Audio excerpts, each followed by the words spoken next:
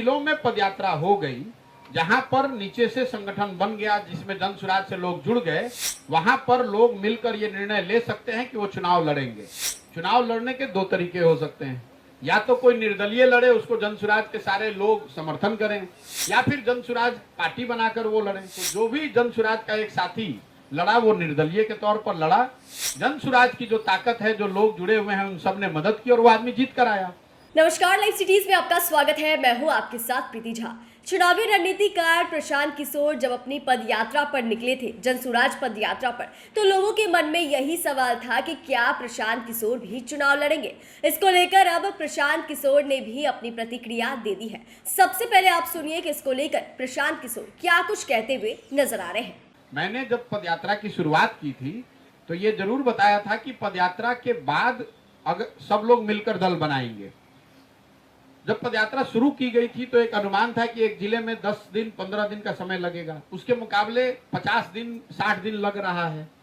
तो लोगों का ये अभी एक सजेशन सुझाव ये है कि पूरा बिहार करने में तो 2-2.5 साल लगेगा, तो कम से कम जिन जिलों में आपने पदयात्रा कर ली, संगठन बन गया, वहां पर इसको राजनीतिक स्वरूप दिया जाए।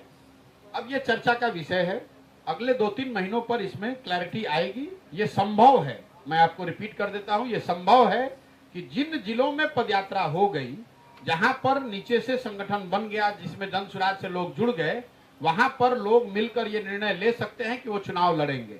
चुनाव लड़ने के दो तरीके हो सकते हैं, या तो कोई निर्दलीय लड़े, उसको जन सुराज के सारे लोग समर्थन करें, या फिर जन सुराज पार्टी बनाकर वो लड़े। अभी आपने देखा होगा एमएलसी का जो चुनाव हुआ, जब मैं सिर्फ 5 जिले में पैदल चल के आया था, 4 जिले चला था, 5वां में चल ही रहा था, तो उस समय एमएलसी का चुनाव हुआ तो लोगों ने मिलकर तय किया कि नहीं, हम लोग को चुनाव लड़ना चाहिए। तो दल तो था नहीं, तो जो भी जन सुराज का एक साथी लड़ा वो निर्दलीय के तौर पर लड़ा। जन सुराज की जो ताकत है, जो लोग जुड़े हुए हैं, उन सब ने मदद की और वो आदमी जीत कर आया। लेकिन इस पर मुझे लगता है कि मैं अक्टूबर के आसपास निर्णय होने की संभावना देखता हूँ। बिहार में जाति एक बड़ी सच्चाई है, सामाजिक राजनीतिक क्षेत्र की बड़ी सच्चाई है, लेकिन इस परिप्रेक्ष्य में मैं आपको 2 बात बताना चाहता हूं, हर मीटिंग में बताता हूं, लोगों को भी, पत्रकारों को भी। बिहार में जाति उतनी ही बड़ी सच्चाई है जितनी कि ये उत्तर प्रदेश और गुजरात कर्नाटक में है। ये जो आप और हम मान लेते हैं कि जाति सिर्फ बिहार में ही है और जातियों पर सिर्फ बिहार में वोट पड़ता है, ये आपकी सोच ठीक नहीं है।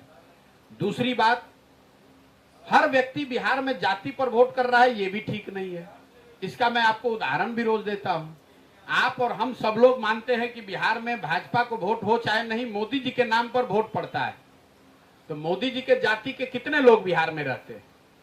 तो हर आदमी जो मोदी जी को वोट कर रहा है वो उनकी जाति को देखकर तो नहीं कर रहा है। तो जो ये परिकल्पना है कि बिहार में वोट करने वाला हर व्यक्ति जाति पर वोट कर रहा है, ये ठीक नहीं है।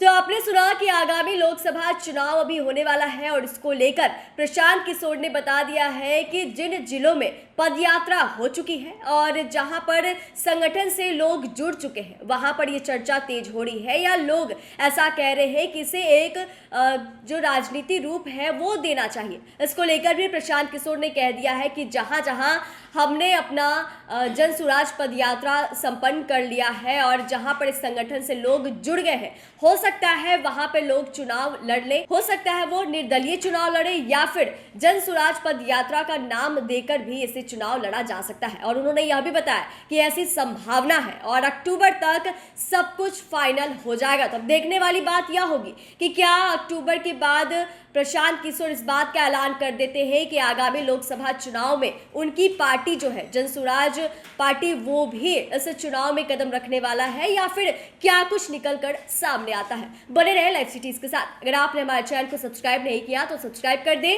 फेसबुक पेज को लाइक कर दे। वीडियो देखने के लिए आपका धन्यवाद।